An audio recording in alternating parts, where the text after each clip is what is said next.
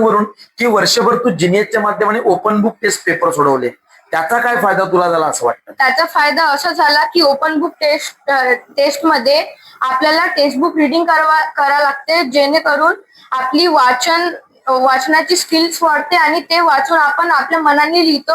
Okay.